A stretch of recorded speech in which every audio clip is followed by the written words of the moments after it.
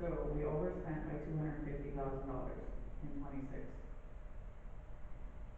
Well, a little less, cause you have a 22,000 deposit at the bottom.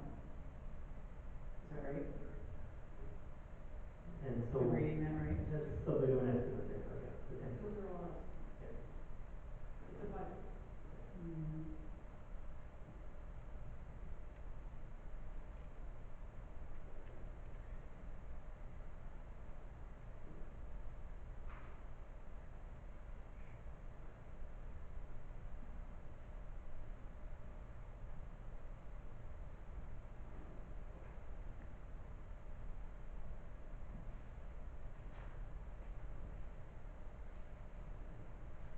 I guess my next question is, because this is a review, do we need action on this?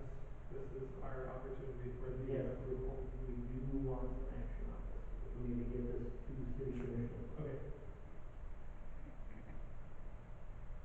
If there's no further discussion, I would entertain a motion for the approval of the proposed budget.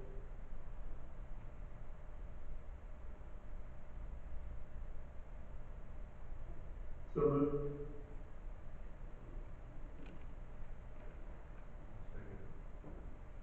All right, I have a motion, oh goodness, why did I just blank out?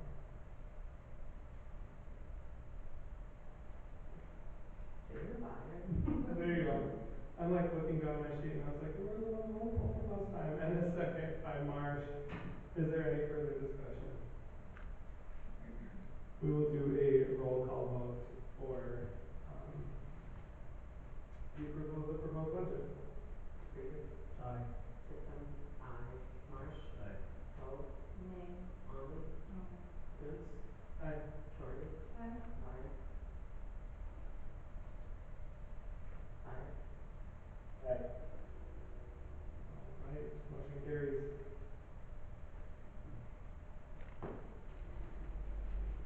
Apologies. Next item, under new business, we received a resignation from board member Hurt. He did want to share in all of the ramblings, which we love about him. Just because of medical purposes, he could no longer, fulfill his time on the board, which leads us to an open position. We don't have a written policy, we do have former practice as far as filling that position. So in reflecting the former practice, of course, this is open to discussion, but, after some discussion with, Director Anguiano and Vice President Ani, my personal thoughts, and I'll just start the conversation with that, since we did just, have a round of applicants and, 3 candidates that we just had a chance to interview. My suggestion, I did have Ian reach out to those other 2 candidates just to see if they'd still be interested. My suggestion would be to just go with the second choice that was voted by the board. Main purposes of not completely reopening it. We got a lot of big things rolling, especially with the expansion and issues here. We have new board members. I don't think we should delay the process of adding someone into the board, especially as these conversations are going to, carry into the future. And if we are doing, some of these important discussions now, that it would just make sense to go forward with the next highest voted candidate from our elections this summer. Can I make a comment? Absolutely. That's what we're here for. Because I was in the Century Code, looking at, some of our budget and, expenditure pieces, I came across that board of directors appointment. And, one thing caught me, because I knew we were going to address this, was one member of the governing body, this is, 403803, number 1. One member of the governing body of the municipality or designated representative must be a member of the board of directors of the municipal library. And so the governing body of the municipality, which would be the city of Dickinson, correct? Okay. Has to be one of the board of directors directors, as far as what I'm reading here. I am. Jason Yeah. Right, but Not the Not- executive committee, just on the board, we are the board, we serve as the board of so directors. not the 5 that are appointed, that's considered the whole, all of this is the directors? I thought it was just the 5 No, that had to be appointed. right, we all sit as the board. Okay, What's that's strict in there good, is- I just there's a wanted to couple make sure different- that we were doing that right, that you Yeah. weren't supposed to be of the 5 appointed there, the way it reads. I don't believe so. I think it's just a member of the board, a voting member of the board. Okay, that's good. Any discussion about moving forward with, the vacant position? I guess, Mr. Ingram, did you get a chance to reach out to the other candidates? I did, and the next candidate in line, did state they would be willing if we happened to have a vacancy open up, if the person said she would be happy to step into that position. I guess I kind of agree with President Kuntz. We just went through the whole vetting process, had interviews, and the board voted on the candidates. I don't really see the point of opening it back up again, starting the whole process over unless other people do it. We'll probably end up getting the same candidates who apply anyway, so. And then I believe going forward. change though. Pardon? We would bring another person into the interview process. Maybe we wouldn't use the other one this time. Well, just a reminder, the process is changing. I know. Right, and that was a part of the conversation we had too, as the city looks at redeveloping that policy, it wouldn't make any sense to create policy around it. That's kind of why I'm relying back on past practices, because we are looking forward to the city reviewing, and updating that entire policy. Can you give us information of when the city plans to implement that? I would say already other boards have been implemented. This one is probably one of the last ones to be implemented, so very soon. So could the city be approached in this instance to step into that process? I mean, if that's what the board's wishes are. But I mean, planning and zoning, all the other boards that are in the city, you apply. We have members from that current board, city commissioners, executive team members from the city, interview them, and then they pass their recommendations on to this board. So, but we're talking months then to fill this position probably. But the city is planning to overtake that.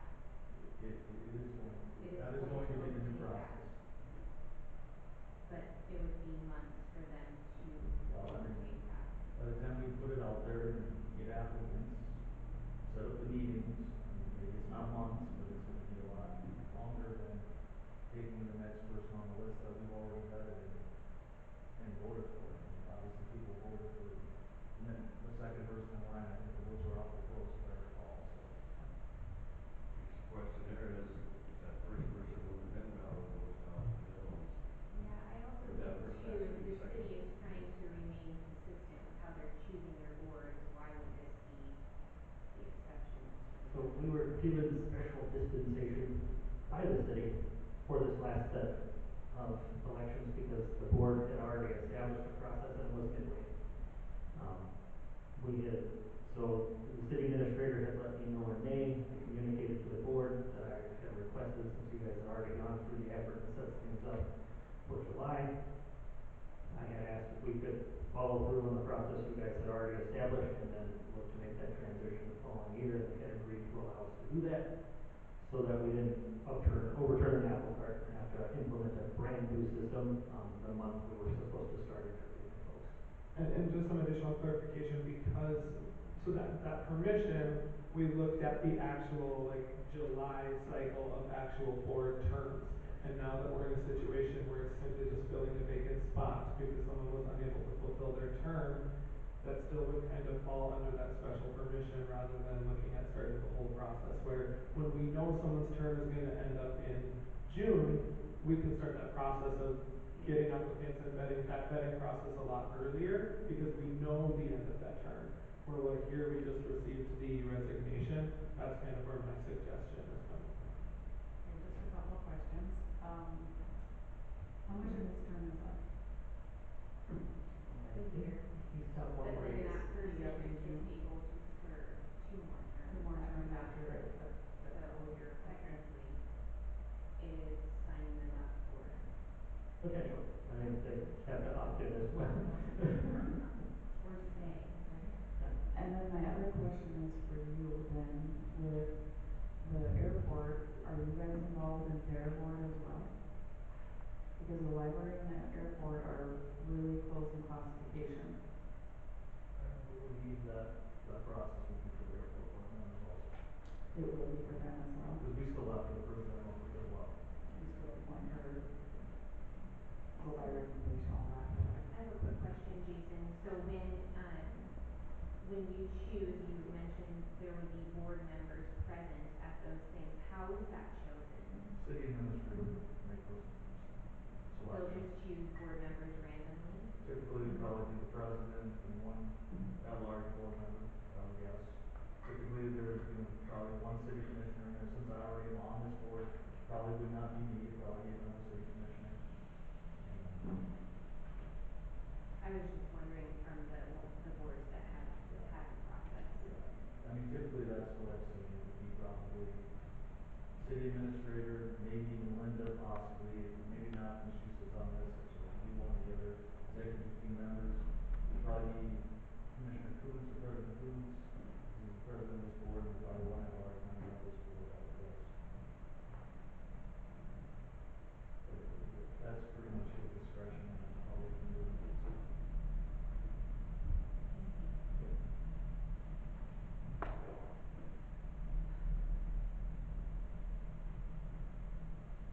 Any other discussion?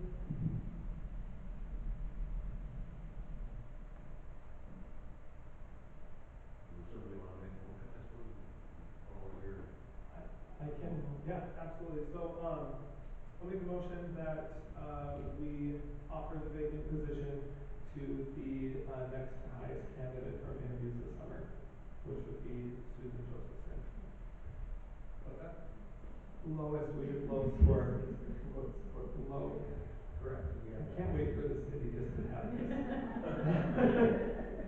The next ranking position as voted from the, June board meeting. July board meeting. Did you get all that motion there, Austin? I think so. Motion to offer the vacant position to the second place candidate from July board. That sounds way better than I said it. I'll motion to approve. Second, any further discussion? Let's do a, roll call vote on that. Krieger, Aye. Titcomb, aye. Marsh, Aye. Poe, Lonnie, Yes. Coons, Aye.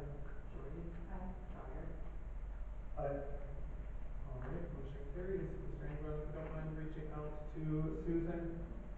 Thank you so much. Recommendation for the position. Wonderful. Next city commission meeting is, Tuesday the 16th. all right. All right, on new business, item D, Vice President Ani, I'll kind of let you take the floor on Yeah. this item.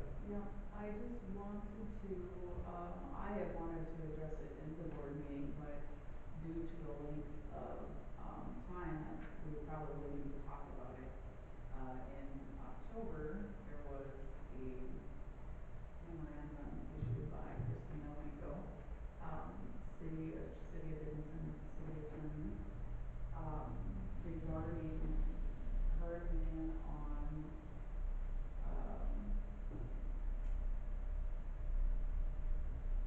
the authority, who has the exclusive authority to spend the funds in the budget as sees fit. And she, in the memorandum, it is stated, excerpt from Attorney General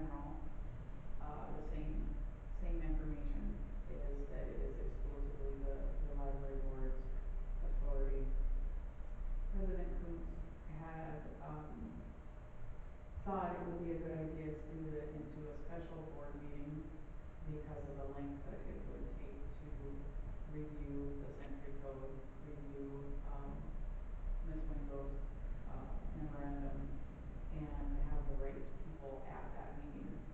I think we need to address that we need to be a little in line with the century code as far as practices.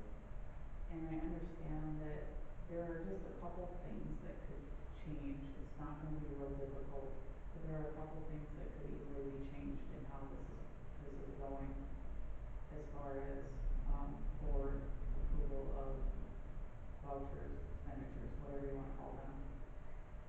That, I would like to have a special meeting on it by, and we could have just addressed it here, but, Ian and President Cruz thought a special meeting would be in favor, or in order there.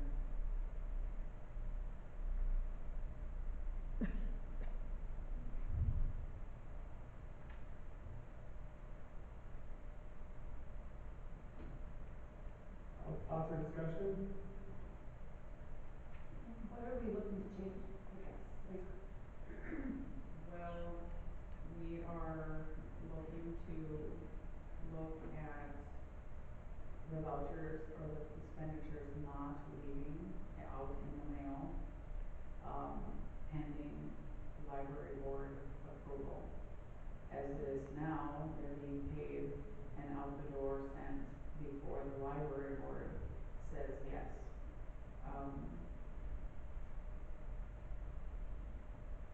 We are to be, I don't know that I've ever been part of a board that has paid the vouchers before the board approved them in any capacity. And this is the only board that I'm part of that the bills are paid and the money spent before it even gets to us. So we talk about, over managing the spending of the money, but this is a board that the bills are already paid. They're gone. There's no over managing of anything.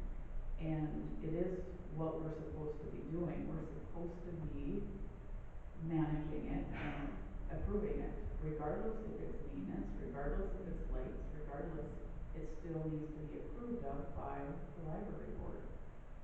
And when I say it's a little bit gray, because there is city money coming in, it looks like we can spend whatever we want in a budget and the city's gonna bail us out if I'm reading our budgets right.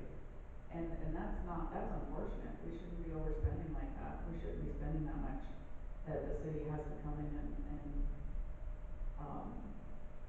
there's $250,000 now in 26 that to get us to zero, and or 22,000, whatever, it was close.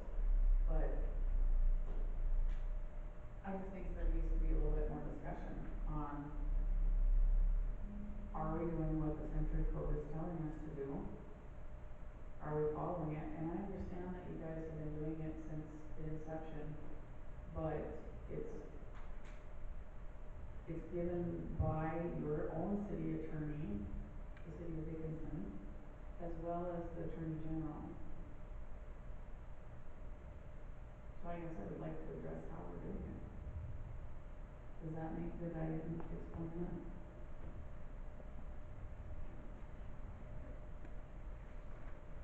yes, but what information are you getting from Nicole and the attorney general?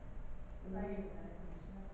Yeah, in October, she had, gave an opinion, a memorandum, it was her opinion of, whether section 3 of North Dakota Century Code 40/2804 gives the library board the sole authority to spend money in the city's library fund. And then she gave a long analysis of that said century code, as well as the attorney general's opinion. And then in the last sentence of her memorandum, because of this, the library board has the exclusive authority to spend the funds in the budget as it sees fit. There's no micromanaging or overmanaging the funds. It's just practice of the governing board. And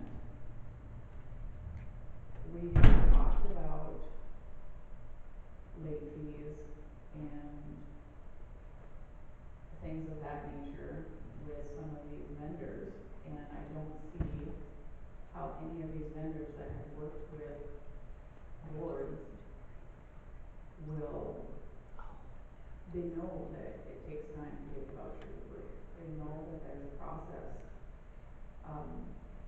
Our meeting falls in between the city of Dickinson's first meeting and their second meeting. So if we can get the proper expenditures in front of us, they can wait to approve the expense or however their process is, until their second meeting. It doesn't have to wait until their first meeting again. It's just a couple little things that can change. But it's still concerning to me though. I'm still gonna go back to that budget that we're giving $250,000 because we can't stay under budget. So where is that, am I the only one that's questioning this? That, Wasn't that for the booking bill? no, that was last year. That was The budget was short 250? 285. And so this budget that was just gone through is we're getting 250,000 by that half a percent. Last year it was from interest. Let me put it to you this way, this is a public building that is, you know, a quality of life item. So you're gonna try to find $285,000 to cut out of the library's budget? Is that what you're proposing? No, that's not. That's what the city does, they fill in that quality of life.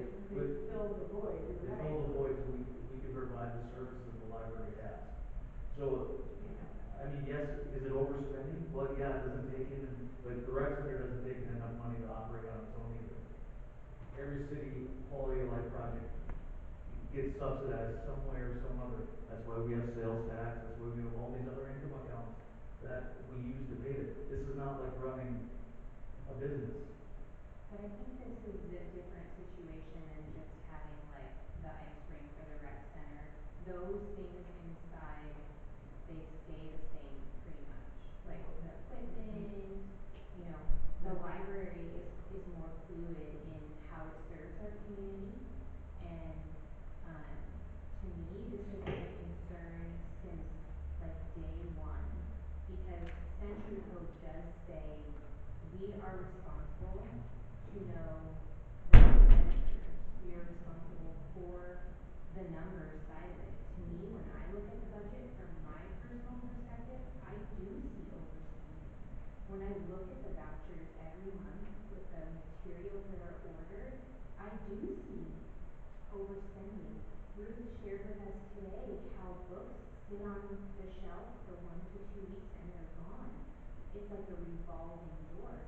So, and Lisa, you can correct me if I'm wrong, but I think what she is saying is if we're able to come together and put our heads together and say, hey, I think we could look at this differently. $55,000 for materials. To me, I think that we could spend less in postage Well, and programs and things like that. But right now, we don't have a say on those things because somebody else is building the budget and we're just giving the stamp of approval. Instead, as a board, coming in and being what Century Code calls us to be. Is that what you would say? Correct. Okay, then. Well, there's only a couple of you that vote no on every budget. Three. So, there's three. So, what I'm trying to understand here is that I don't know how you're gonna change the process, because the budget is approved by the board. Just because you're on the wrong side of the approval, how are we gonna change it? It means you're gonna have to convince other people that what you think is right, and obviously that's not happening. It isn't happening, and so So why do we do this? why keep things Well, the same just because you have a the majority budget vote? the budget is presented, just like the city's budget is presented to us. We look through it, and we vote on it. This board votes on it. Just because it's 5-3, it still gets approved. I think we also need to take it back to the December meeting where, I mean, we've had this conversation at every meeting since the beginning of time. And obviously nothing has changed since then. In December, it was proposed, I think one of the things is nobody's questioning whether we have the control or not. No one is saying, because in that meeting, we decided to serve as oversight. And that's what. It was, a motion was made, no vote was taken because we were continuing the practice. There was a motion made to, let me quick go back. There was a motion made to kind of just table that discussion, to bring it back to something like a special meeting or to another meeting, and that was voted no. The motion was made to continue serving as oversight, and no vote was taken because it's how we're practicing now, so no vote needed to be taken. Consistently since that conversation, every vote for approval of expenses and the financial reports have passed. It was a board decision to continue to serve as oversight. But what happened if it were switch and there'd be no vote, it would be paid anyway? But it was the board decision I mean, to that's fine. continue serving as oversight. From what I. And that was the vote. What I said as a commissioner for the county, we have a budget and we definitely say you stay in your budget. Can I ask a quick question? When I look at this budget, what is negative about looking at these numbers and